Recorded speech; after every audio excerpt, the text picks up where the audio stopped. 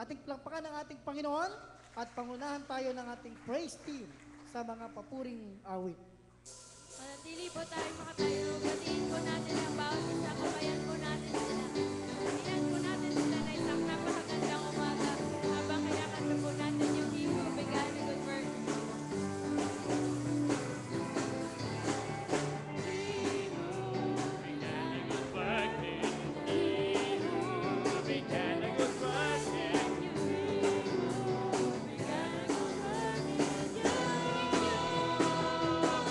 He'll be faithful to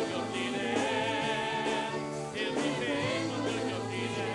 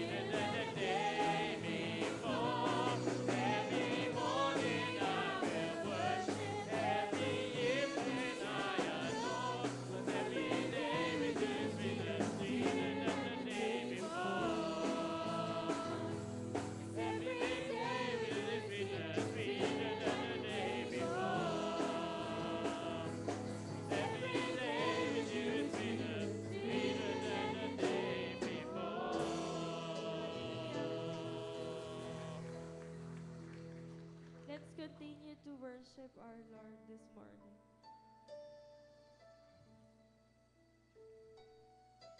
Sabihin natin kay Lord lahat ng worries natin, lahat ng nararamdaman natin. And let's sing this coming from our hearts, telling Him na, Lord, our worship is only for you. Na yung lahat ng sasabihin natin manggagaling sa puso na para lang sa Kanya. Wala nang iba pa. Let's sing this heart of worship. When the music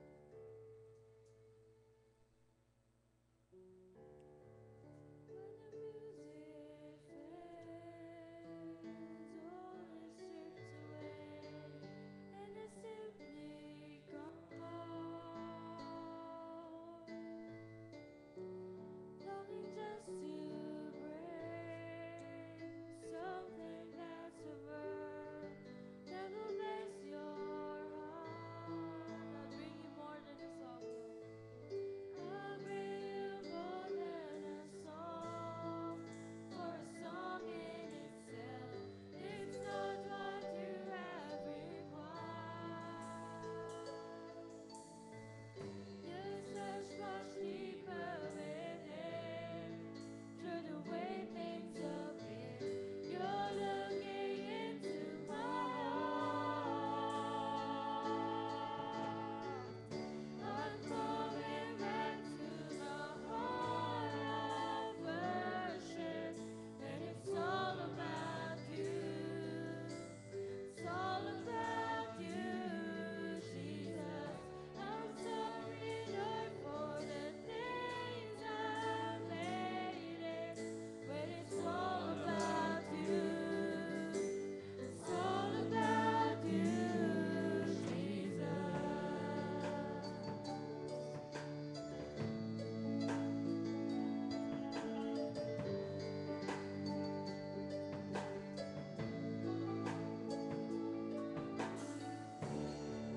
Bigger than this world, no one could express how much you deserve.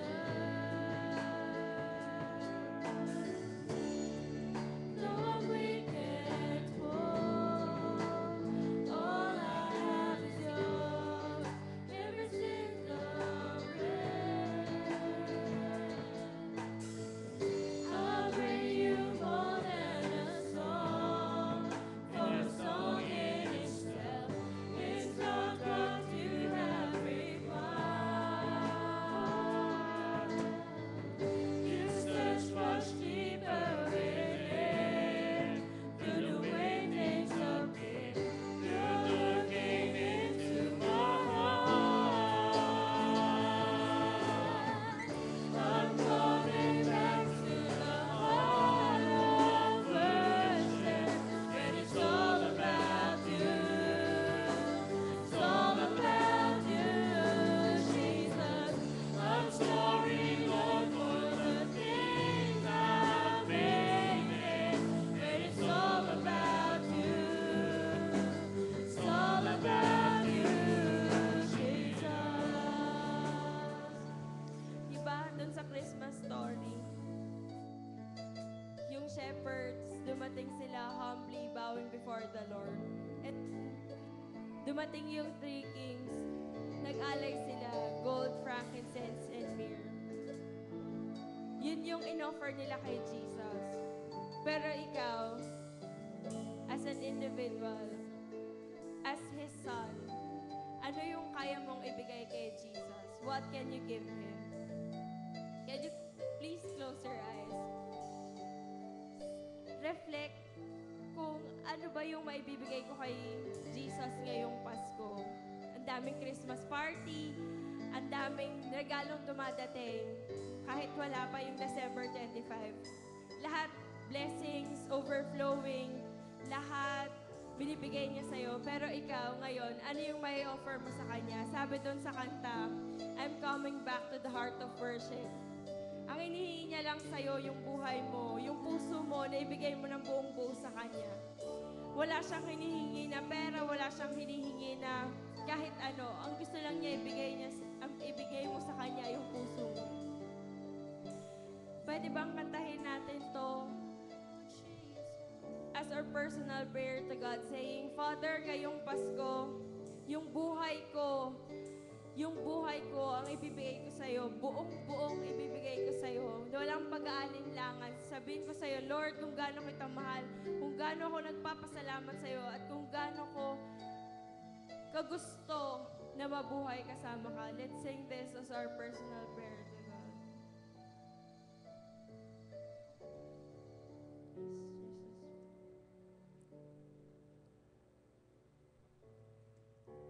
I'm coming back to the heart of worship, when it's all about, sige, sabihin sa kanya, it's all about you, Jesus. Jesus, I'm sorry, Lord, for the things I made it, when it's all about you. It's all about me, and I'm coming back to the heart of worship. I'm coming back to the heart of worship, when it's all about you. It's all about you, Jesus. I'm sorry, Lord, for the things I made it, when it's all about you. Minsan pa tayo lang, I'm coming back to the heart of worship. I'm coming back to the heart of worship, when it's all about you. It's all about you, Jesus. I'm sorry, Lord, for the things I made it, when it's all about you. It's all about you, Jesus. Yes, Jesus. Thank you, Lord. Ibigay natin ating pinakamalakas na palakpak para sa ating buhay na Panginoon. Hallelujah.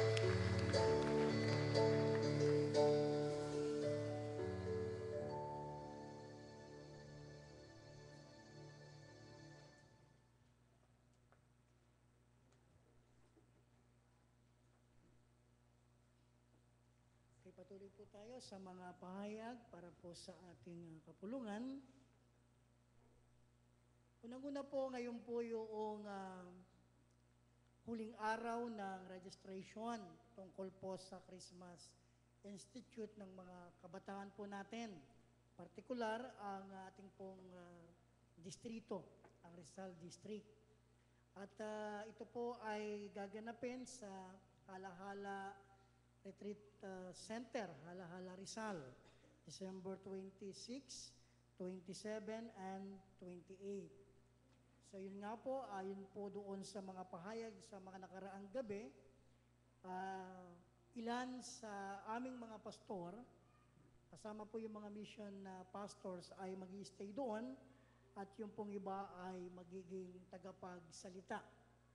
So kami pong lahat ay may partisipasyon doon. At ang ating pong simbang gabi ay nagpapatuloy na po. Mamaya ay alas 5 ng hapon. So yung pong regular na vesper service, ito na po yung ating simbang gabi mamaya. So worship through music sa pamamagitan po ng vesper choir.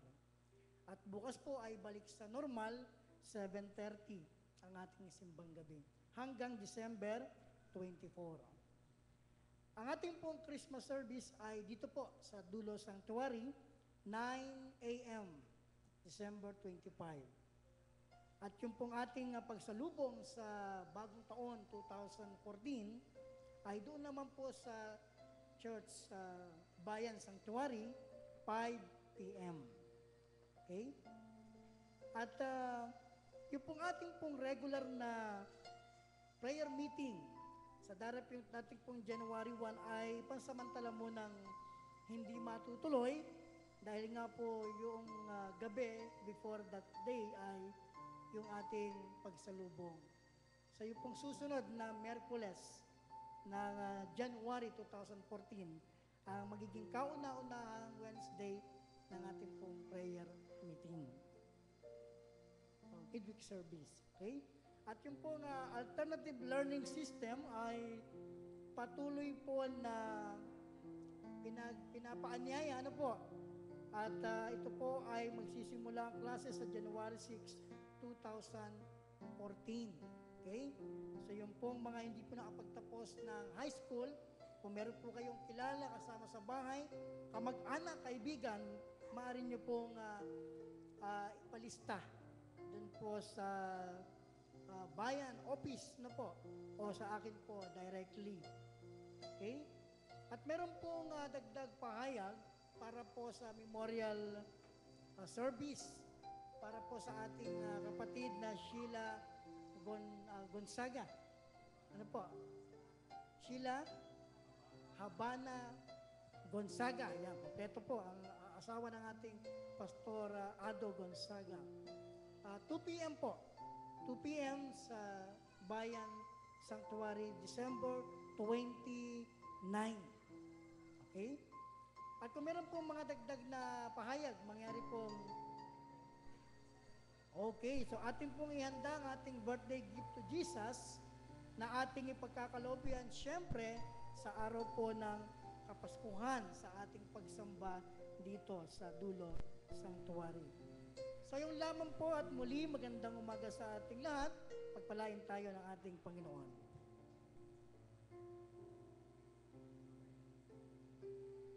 Sige po, tayo po ay dumako sa ating panalangin. Nais ko pong samahan niyo ako. Tayo pong lahat ay tumindig at samahan niyo akong manalangin para sa ating kapulungan. Dakila naming Diyos, kami ay narito muli upang Ikaw ay aming sambahin sa Espiritu at sa katotohanan. Naparito kami, O Diyos, taglay ang aming buhay. Taglay ang aming mga nakaraang karanasan. Taglay ang aming mga dinadalang problema. Taglay ang aming totoong sitwasyon ngayon. Kung kaya't ang dalangin namin, O Diyos, kami ay iyong katagpuin. Maranasan ka namin, Panginoon, sa umagang ito. Maramdaman namin ang init ng iyong yakap. Maging lalong pagpapala sa amin, O Diyos, ang umagang ito, Panginoon. Ikaw, O Diyos, ang magpapalakas ng aming pananampalataya. Lalalim at lalong magiging malapit ang aming kaugnayan sa iyo, sapagkat ang araw na ito ay itinakda mo upang kami ay patuloy na umugnay sa iyo, upang ang aming mga buhay ay patuloy na makapagbigay parangal sa iyong dakilang pangalan. Pagpalain mo, Diyos, ang bawat isang naririto, Panginoon, ngayon. Amin din pong nadalangin sa iyo, Diyos, ang bawat pamilya, ang bawat tahanan na walang sawang pumupunta sa lugar na ito. May kagalakan, may katuwaan, may pananabik na ikaw ay sambahin sa espiritu at sa katotohanan. Na ikaw ay maging sentro, maging mahalagang sangkap ng buhay ng bawat tahanan. Kung kaya't, O Diyos, ang dalangin po namin, pagpalain mo ang aming mga buhay.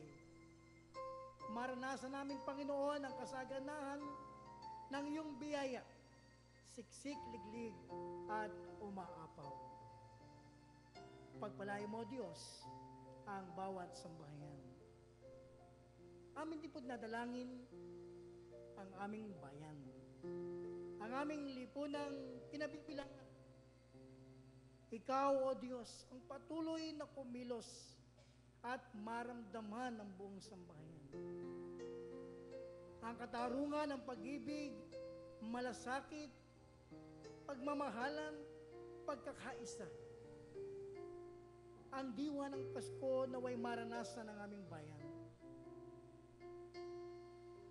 Hayaan mo, O Diyos, na patuloy naming madama ang iyong pagkukup sa aming mga kababayan, sa aming mga kapatid, na tunay na naapektuhan ng nakaraang kalamidad.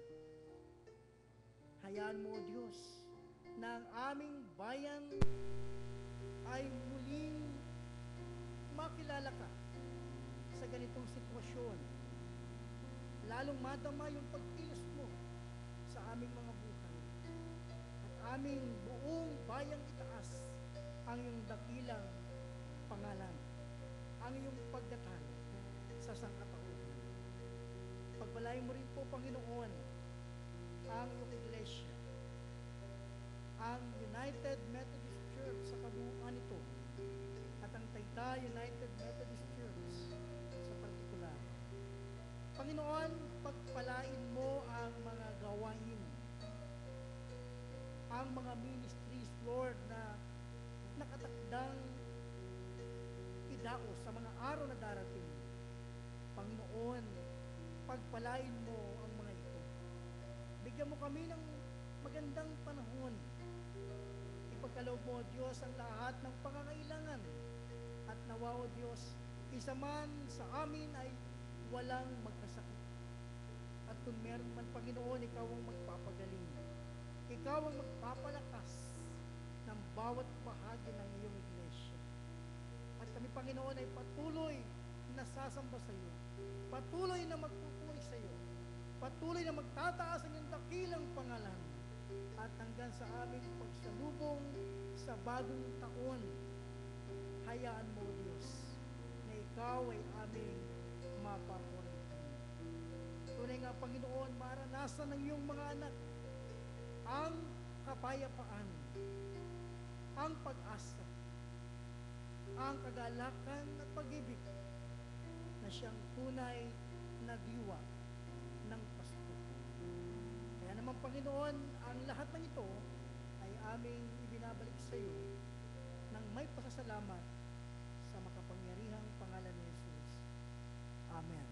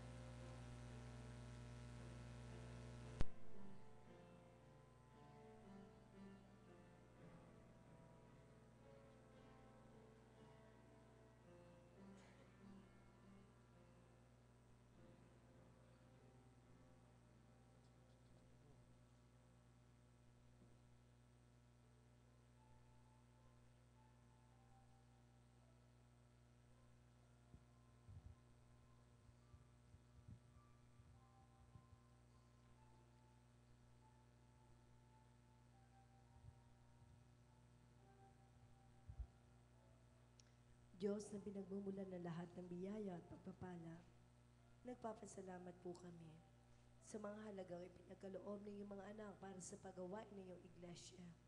Sa pamagitan ito'y patuloy na matugunan ang pangailangan ng iyong mga gawain at buhay po ng iyong mga anak ay patuloy na maranasan ang higit at ibayo pang pagpapala sa kanilang hanap buhay, tinatangkilik at anumang pinagmumulan ng kanilang mga pangailangan. Patuloy na sa iyo po namin nadalangin ang lahat ng ito sa pangalan ng aming Panginoon at tagapagligtas na Jesu Kristo. Amen.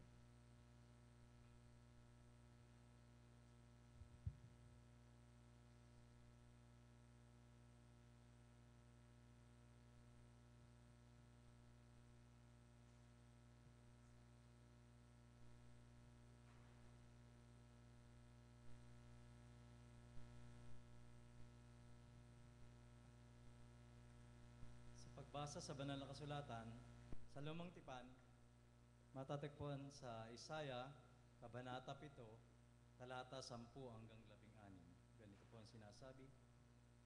Pangalawang baba kay Akas, palatandaan ng Emmanuel. Ito naman ang pinasasabi ni Yahweh kay Akas.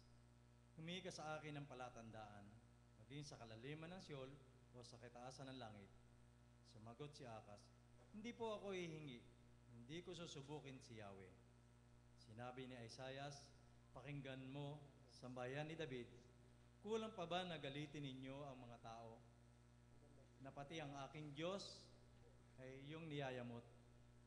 Kaya nga't ang Panginoon na rin ang nagbibigay ng palatandaan. Maglili ang isang dalaga at manganganak ng lalaki at ito'y tatawaging Emmanuel. Ang kakanin niya'y gatas at pulot pag siya ay marunong nang umiwas sa masama at gumawa ng mabuti.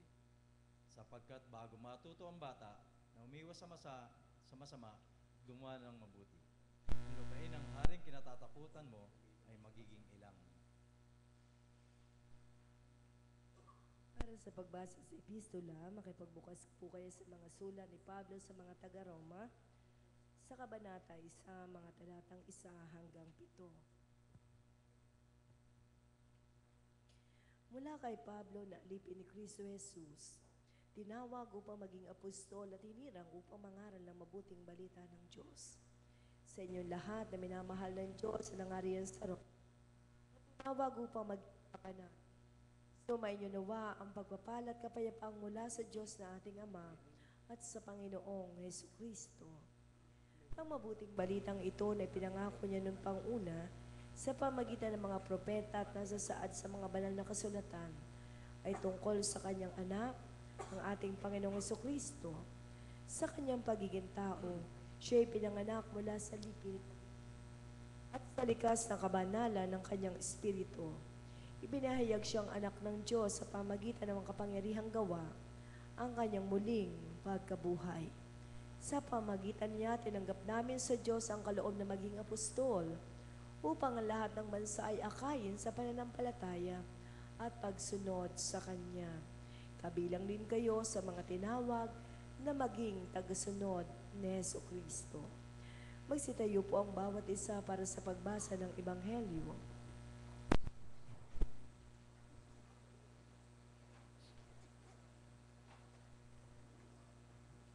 Hawakan po natin ang ating Biblia at ating pong gagawing pagbasang sagutan.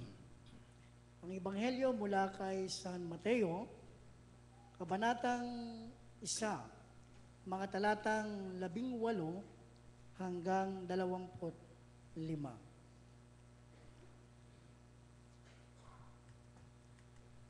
Ganito po ang ating mababasa. Ganito ang pagkapanganak kay Hesukristo. Si Maria na kanyang ina at si Jose ay nakatakda ng pakasal. Ngunit bago sila nakasal, si Maria ay natagpuang nagdadalang tao. Ito ay sa pamamagitan ng Espiritu Santo. Isang taong matuwid itong si Jose na kanyang magiging asawa. Ngunit ayaw niyang mapahiya si Maria, kaya pinasyan niyang hiwalayan ito ng lihim. Samantalang niisip ni Jose ito, napakita sa kanya sa panaginip ang isang anghel ng Panginoon Sinabi nito sa kanya, Jose, anak ni David, huwag kang matakot na tuluyang pakasalan si Maria, sapagkat siya ay naglilihi sa pamamagitan ng Espiritu Santo. Manganganak siya na isang lalaki at ito'y pangangalanan mong Jesus, sapagkat siya ang magliligtas sa kanyang bayan sa kanilang mga kasalanan. Nangyari ang lahat ng ito upang matupad ang sinabi ng Panginoon sa pamamagitan ng propeta. Maglili ang isang dalaga at manganganak na isang lalaki at tatawagan itong Emmanuel, ang kahulugay kasama natin ng Diyos. Nang magising si Jose, sinunod niya ang utos ng anghel ng Panginoon. Pinakasalan niya si Maria. Tayo pong lahat. Ngunit hindi ginalaw ni Jose si Maria hanggang sa may panganak nito ang isang sanggol na lalaki na pinangalan nga niyang Jesus. Pagpalain tayo ng ating Diyos sa ating pagbasa ng Ebanghelyo. Amen.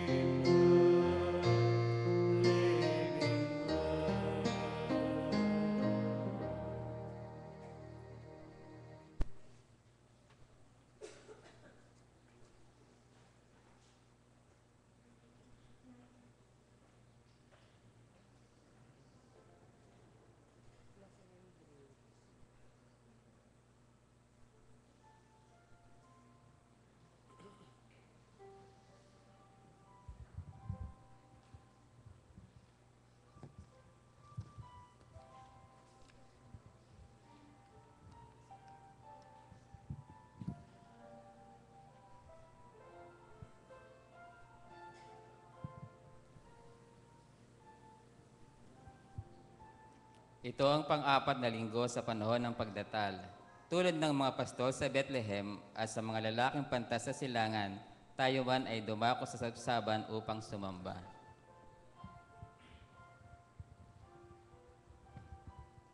Ang unang kandila ng pagdatal ay nagpapaalaala sa atin ng halimbawa kung paano ang tunay na kahulugan ng kapayapaan sa ating mga buhay.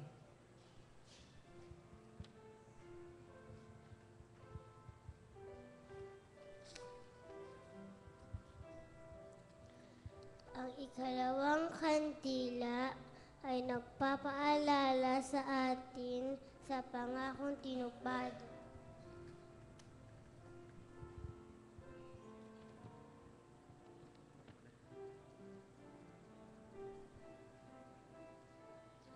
Ang ikatlong kandila ay nagpapaalala sa atin sa walang hanggang pag-ibig at malaking kagalakang dala ni Jesus sa kanyang pagsilang.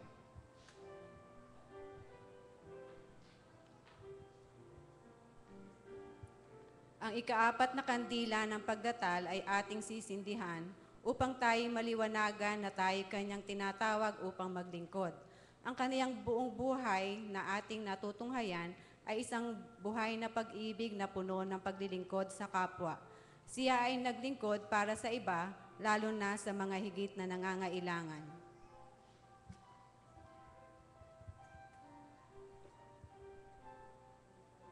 Sa ating panahon ngayon na humihingi ng paglilingkod para sa iba, ating ihanda ang ating sarili sa pagkakaloob ng ating mga kayamanan, oras, talento, at maging ang ating buhay kung kinakailangan. Aming Ama, sa iyong pagkakaloob ng iyong anak sa amin, tulungan kaming ipagkaloob naman ang aming sarili para sa iba. Bayaan ng pag-ibig ay magkaroon ng kapahayagan sa pamamagitan ng paglilingkod. Tinatanggap ka namin at ang iyong hamon upang humayo at maglingkod. Amen.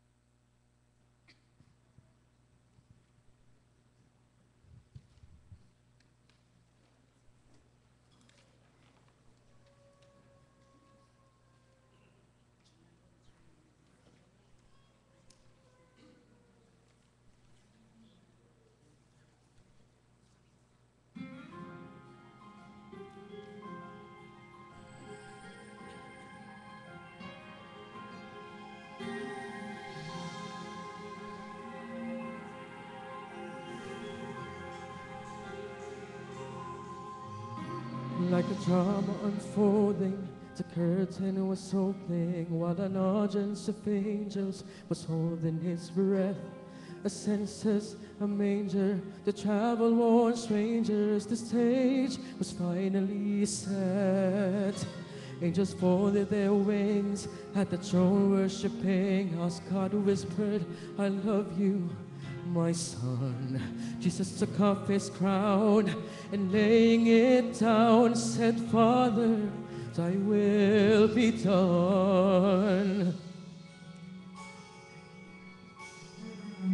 Time had now come for God's only Son to be born as a light in a dark, lonely place. So he stepped from heaven's hall to Bethlehem's stall, where a star lit his newborn face.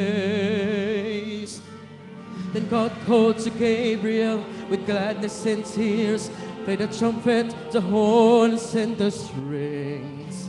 Tell the shepherds and the wise men, and all who will hear, command all of the angels to sing. Fill the sky with your voices and sing.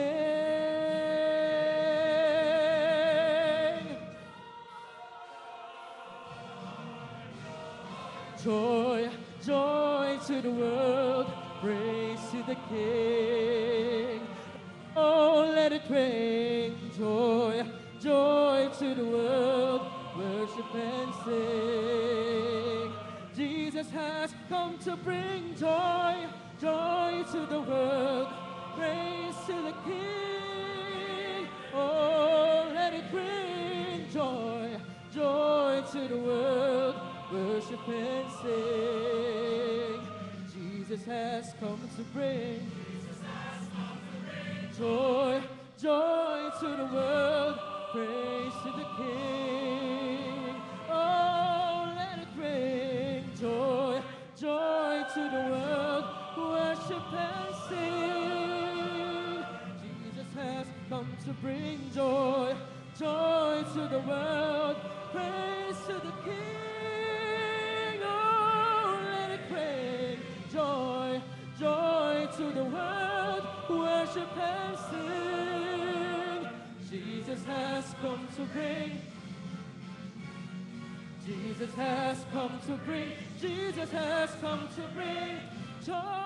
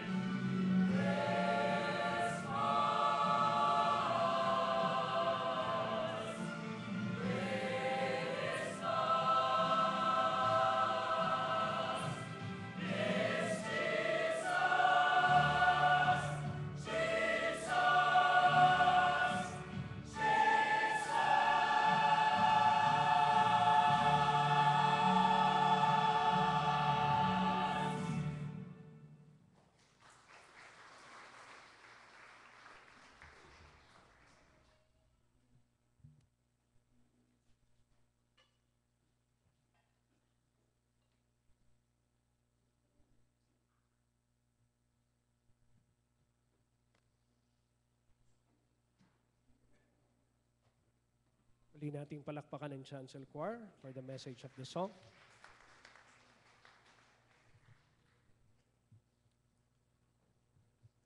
Magandang umaga sa inyong lahat.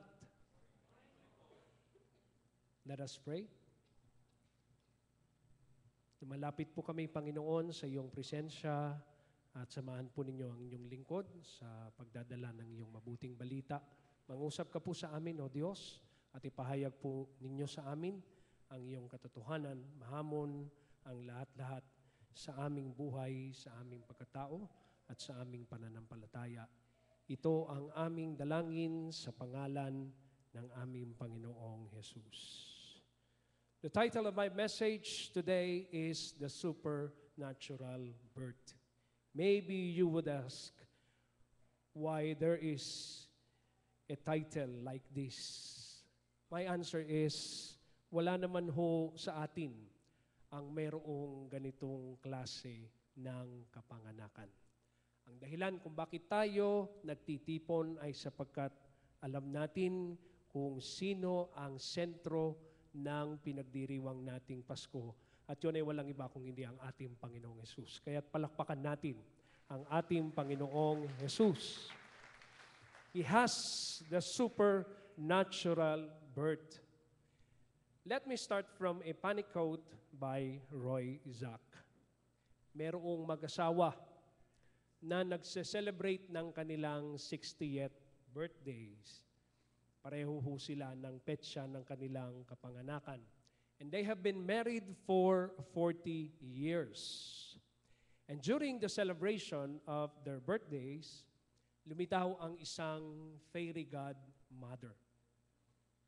And then, ang sabi ng fairy godmother dito sa mag-asawa, nakita ko kung paano kayo katapat sa isa't isa sa inyong pagsasamahan at kung paano kayo nagmamahalan sa isa't isa. I think you deserve a break. Unang tinanong ngayon ang babae. Ang sabi ng fairy, ano ang wish mo?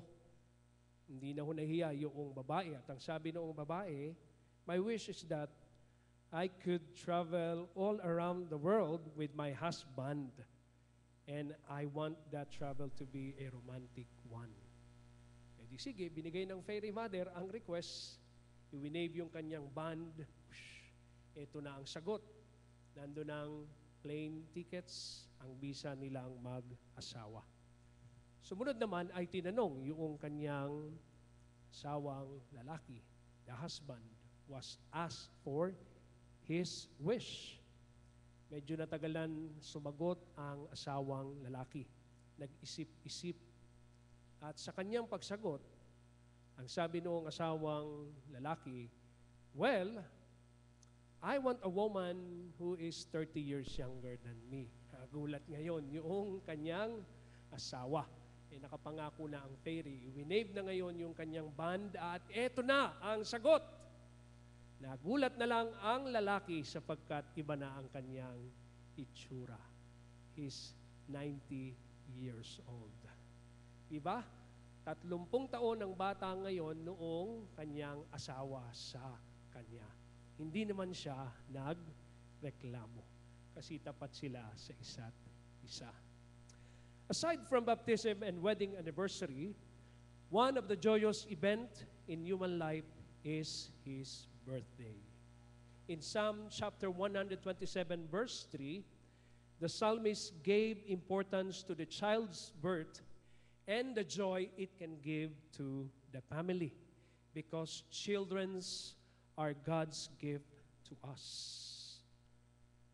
We are all blessed because we have our respective birthdays. And our birth is not a product of myth and fable. Malibang na lamang po kung kayo ay may triple citizenship tulad ni Pastor Marvin Regalario. Pwedeng Pakistani, pwedeng Bangladesh, at pwede ring pirated Indian. Akalahin nun ninyo, gumawa ng aming duo title sa praise team at tinawag niya itong double impact. Hindi ko ho alam ito. Tapos narinig ko na lang, nagsasalita siya sa pulpito at ang sabi niya, kami ay meron ng duo title. and we called ourselves as Double Impact. Sabi niya, ako ho ang Impact 1. Hindi ko na ho babanggitin yung susunod kasi masamang pakinggan. Kaya ang pakiusap ko po sa kanya, sa susunod na ipakilala niya ang duo title, dagdagan niya ng salitang number. Impact number 1 and Impact number 2. Huwag kakalimutan ang salitang number sapagkat masama ang dating ng kahulugan pag diniretso ang salita doon. Anyway, balik tayo sa kahalagahan ng kaarawan. Nang ipanganak ang anak ni Prince William at Kate Middleton, ay kumulay na naman ang English monarchy. At meron pang palabas sa television, Born to Reign, ang nabuo para dito. Talagang tunay na napakahalaga ng kapanganakan ng tao. But of all the birth in the world history, the birth of Jesus is a unique one. There are 5 truths that I'd like to share with you this morning. Una, let us take a look at the status of Mary and Joseph. Mary and Joseph were engaged to be married, which was called betrothal relationship. Sa kultura ng mga Hudyo, ay pwede kayong pagsamahin na parang mag-asawa kahit wala pa ang seremonya. At ipinoprohibit nito ang tinatawag na PMS dahil may tamang panahon para doon. At isang pagpapatunay na ang pagkakasundo ni Maria at ni Jose ay napatunayan nila sa madla na sila ay tunay na tapat at nagmamahalan sa isa't isa. Naitala sa banal na kasulatan ang pag-iingat ni Jose sa pagkababae ni Maria, kaya mapanghahawakan natin ang doktrinang tinatawag na virgin birth. Second, let's take a look at the selection for Mary. Ang pagiging mapalad ni Maria ay sa ganang napakaraming babae sa mundo ang pupwedeng mapili na alam nating higit pa sa kanya ang katangian. Subalit sa dinami-rami ng babaeng naririto sa sangkatauhan, ay siya ang pinili ng Diyos. Madaling tanggapin ang isang normal na sorpresa. Subalit kung nakagugulat at masyadong misteryoso, ay napakahirap nito. Nagdaan sa napakatinding mga karanasan si Maria bago niya natanggap ang plano ng Diyos upang dalhin ang responsibilidad para sa tinatawag na virgin birth.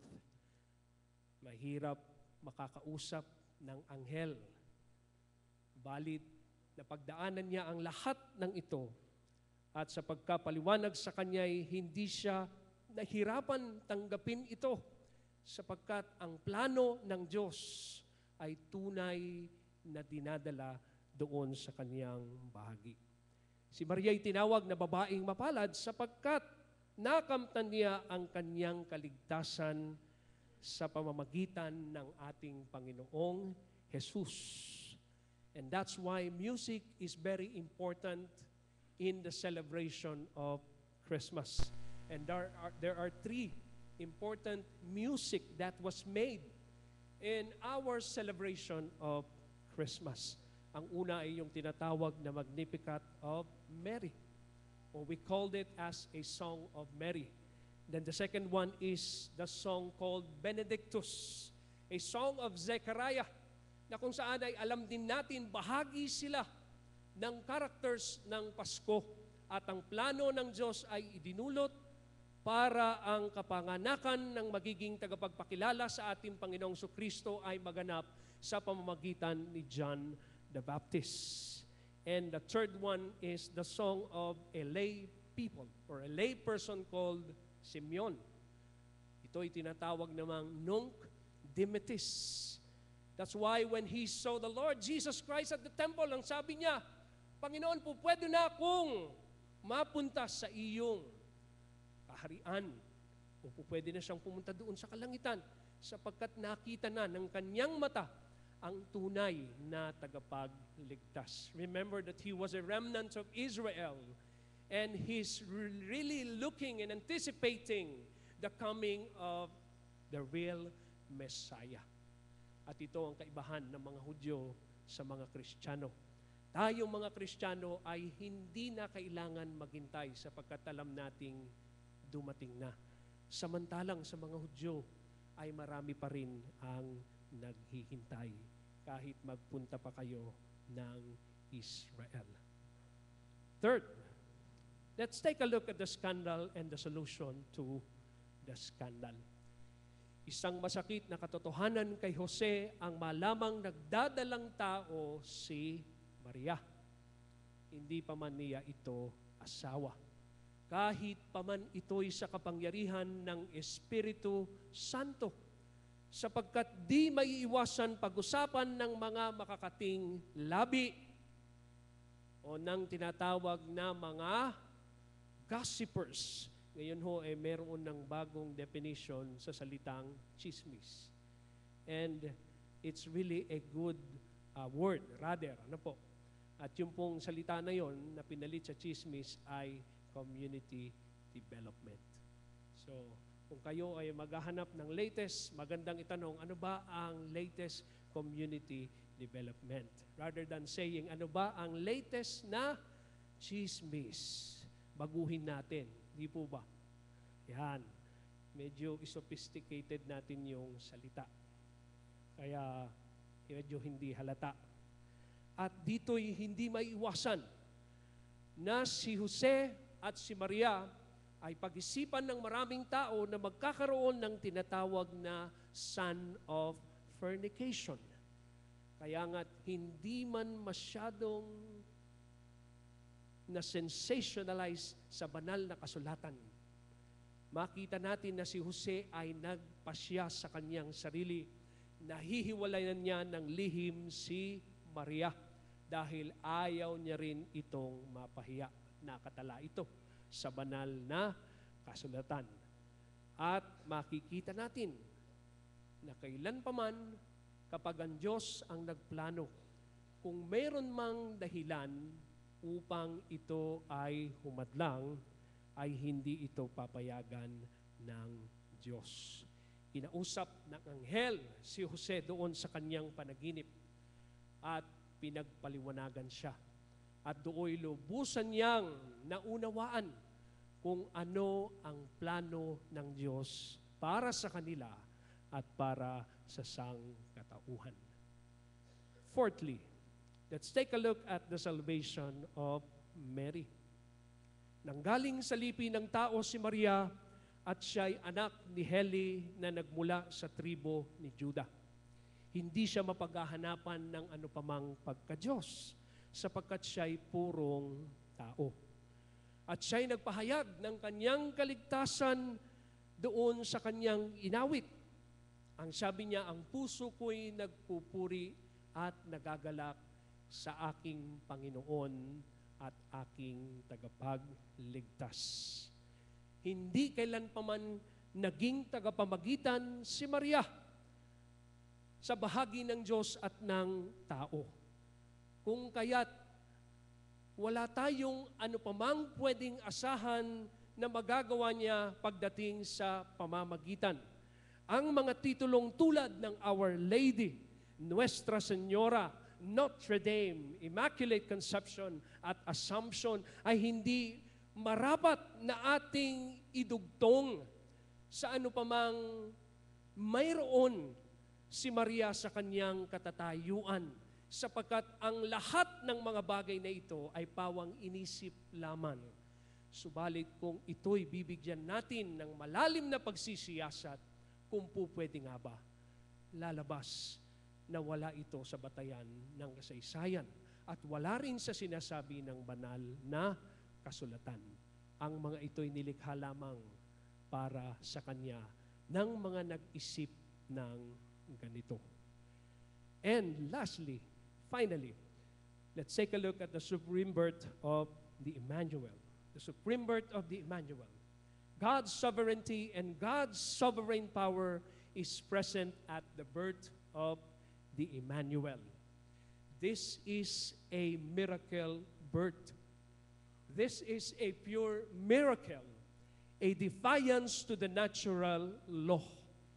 Nang makalakad si Pedro doon sa ibabaw ng tubig, ay nagawa niya ito sapagkat naroon nakahalo ang kanyang kakatiting na pananampalataya at ang pinakamalakas na kapangyarihan ng Diyos na sa pamamagitan ng mirakulo ay mangyari ito doon sa kanyang nagawa. Remember the law of gravity? Na siyang magpapaliwanag pagdating sa batas ng agham. Pero nagawa niyang lumakad sapagkat siya'y inaakay ng kapangyarihan ng Diyos. The miracle of God was present at that point in time. Kung hindi binakapan ng kapangyarihan ng Diyos, ay hindi lubusang magagawa ni Pedro ang makalakad doon sa ibabaw ng tubig.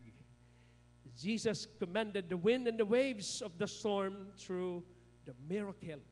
Sinaway ng Panginoon ang batas ng kalikasang nagpapakilos dito sa gumagambala sa kanila. Miracles may not be regular like healing. For it happened once or twice, lalo pat ito ay kalooban ng Diyos.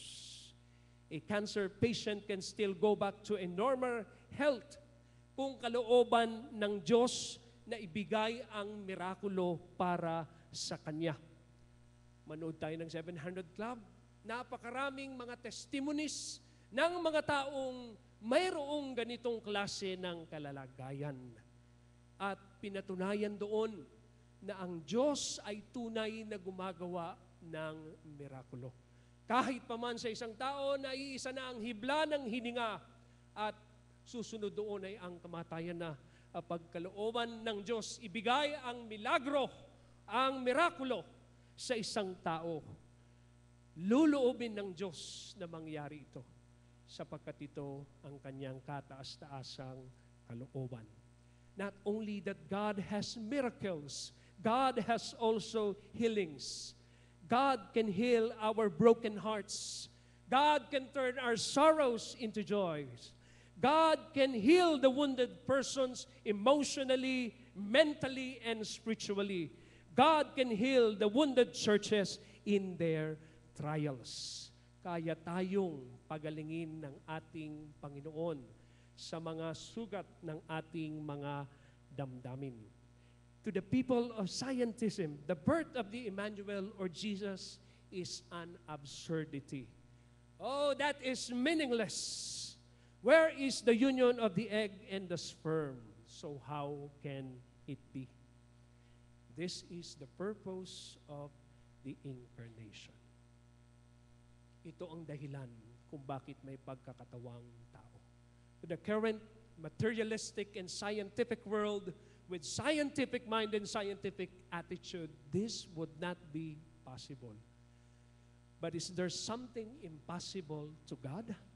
To our God of all possibilities, anything can happen. Luke chapter 1 verse 37, nothing is impossible with God.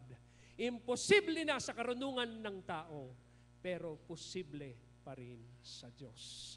Ang ating kakapusan ay pagpapatuloy ng Diyos. Human limitation is God's extension. Meron pa bang mas marunong sa ating Diyos? Wala nang hihigit pa sa Kanya. Miracles do happen yesterday, today, and forever, as long as it is God's will. And God is just a prayer away, and a prayer with faith can move the compassion of the Almighty God. In the scenario, there was no in vitro fertilization, no cloning done. Hindi pa naman na napapatunayan sa tao ang cloning. If you are a skeptic, miracle cannot happen to you. But if you are a believer like Mary, miracle can happen to you. In the name of the Father, the Son, and the Holy Ghost. Amen.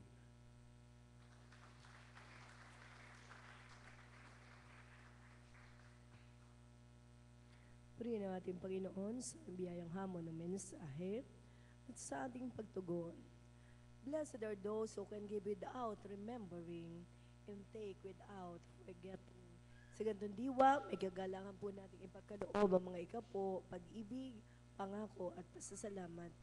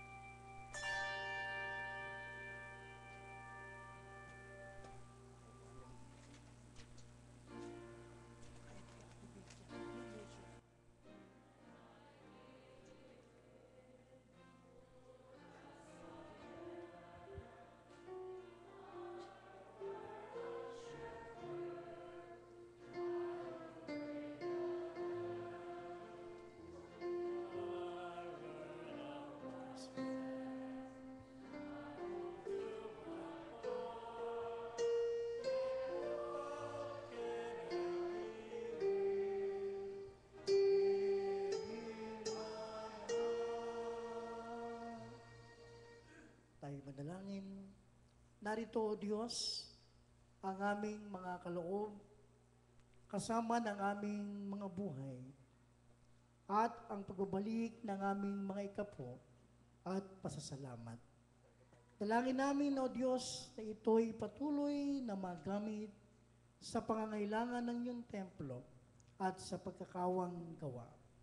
Pagpalayo mo, O Diyos, ang mga kamay na nagkaloob nito sa makapangyarihang pangalan ni Jesus. Amen.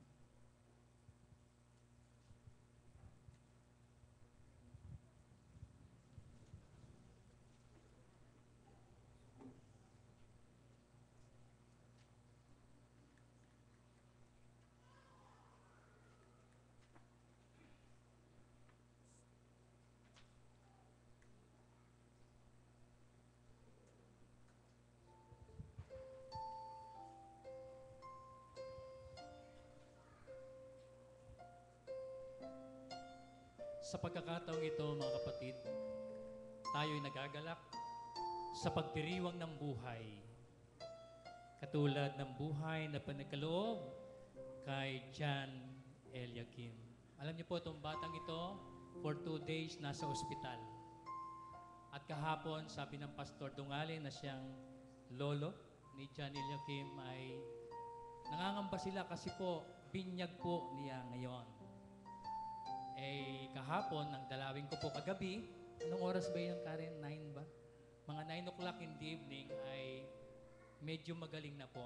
At nailabas na po siya kagabi rin. Kaya't nagagalak tayo, nakasama natin itong gwapong-gwapong batang ito. And it is because of the Lord Jesus. And of course, the faith of John Eric, Karen, and of course, yung mga ninang at ninong. Kahit dahil dito, natutuwa at nagagalak tayo sapagkat sinabi ng ating Panginoon, pabayaan ninyong lumapit sa akin ang mga maliliit na bata sapagkat sa mga katulad nila natutulad ang paghahari ng Diyos. Kaya't dahil dito,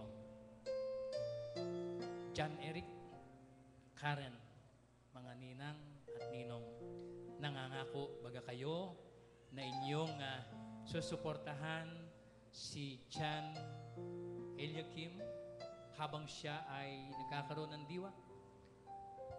Tuturuan niyo ba siyang magsimba, of course, pag-araw ng linggo? Amen? Naniniwala ba tayo na si Jesucristo ang ating tagapagligtas? Amen? Papangako niyo po ba na kayo ay magiging hukbo ng kaliwanagan at hindi nasasama sa hukbo ng kadiliman? Inyo bang tuturuan si John Eliakim na mag-pray? Dapat sisig, walang patid. Tuturuan niyo ba siyang magbasa ng Bible? Amen? Tuturuan niyo ba siyang mangupo? To say po at opo at magmano? Kasi po sa panahong ito, pagpasok ng bata, hindi na mano po, money po. Kaya dahil dito, tumayo pong kongregasyon. Mga kapatid kong minamahal, inyo po bang ipinangangako kay John Eliakim na siya'y susuportahan ninyo sa magitan ng inyong panalangin at pananampalataya? Sinusuportan niyo po? Opo. Amen. Hali kayo, Karen, John Eric, dito sa taas. Aking tawagan ng mga kapastoran. Hali kayo. Ninong, ninang, hali kayo.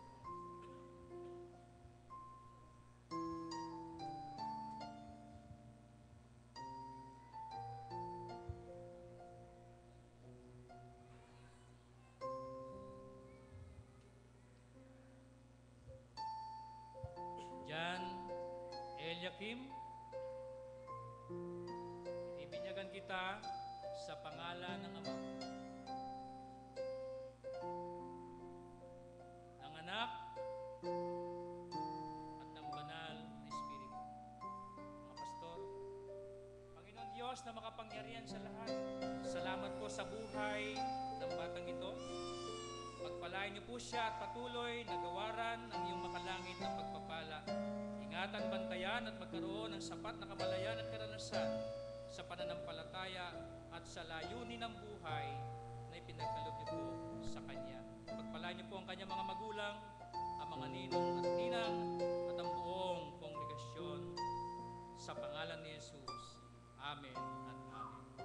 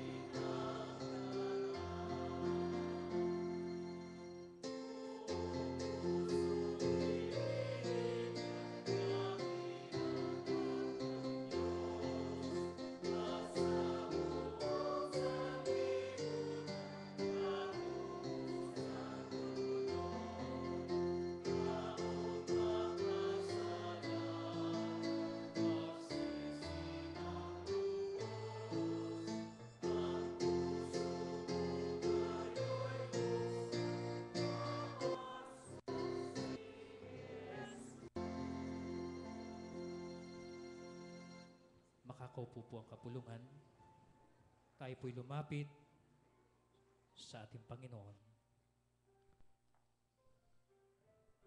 Tayo po'y manalangin. Panginoon, salamat po sapagkat sa mensahe na aming narinig, ang inyong pagkilos at pangunguna ay napakahalaga. Sapagkat hindi niyo po hinayaan na si Jose ay pangunahan ng kanyang sariling pagpapasya. Kayo po ay kumilos. Kayo po ay nanguna. Kaya dahil dito, isinilang ang tagapagligtas. At sa kanyang pagsilang, Panginoon Diyos, marami pong pamilya ang napagpala. Maraming buhay ang binago. Maraming pamamahala ang naituwid. Kaya't dahil dito ang liwanag ng katotohanan, liwanag ng katwiran, kabanalan, at katarungan ay patuloy na nasisilayan sa mundong ibabaw. Pagpalain niyo po ang Panginoon ang bawat buhay na nagdiriwang ng kanilang mga kaarawan. Pagpalain mo sila, O Diyos. Maging ang mga nagdiriwang ng kanilang anibersaryo ng kasal, patuloy mo silang samahan. Patuloy mo pong ipagkaloob ang masaganang pagkain sa kanilang hapagkainan. Patuloy mo pong ipagkaloob ang masasayang sandali kasama ang kanilang mga mahal sa buhay. At dahil dito bilang isang iglesia, nakikisa kami, Panginoon, sa kanila. Ano man ang kanilang mga pangarap, ano man ang kanilang mga inihiling, ipagkaloob mo po sa kanila, O Diyos. At maging sa inyong mga anak na lumapit, at na mga nananalangin, sila man ay nakatayo, sila man ay nakaupo. O Diyos, igawad mo po sa kanila ang iyong makalangit na pagtugon. Sapagkat ang lahat ng ito'y aming dinadalangin sa pangalan ni Jesus. Amen.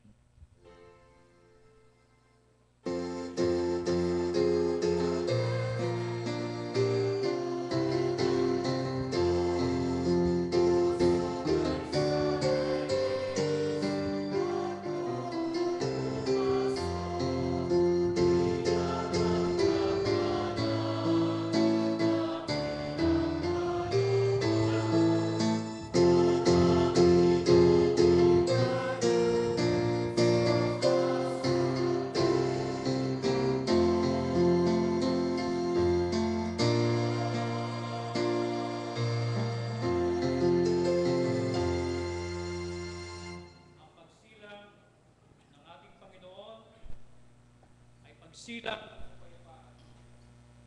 pag-asa at kagalakan. Mga kapatid kong minamahal, igawad sa inyo ng ating Panginoon Diyos ang kanyang makalangit na pagpapala, ang kanyang basbas, at gayon din ang pag-ibig, kahabagan at pagliligtas ng ating dakilang Panginoong Kristo. Kaaliwan, gabay at pag-iingat ng banal na Espiritu ang siya nawang sumainyo sa inyong sambahayan at sa inyong mga hanapbuhay mula ngayon at magpakailan-kailan paman. Amen.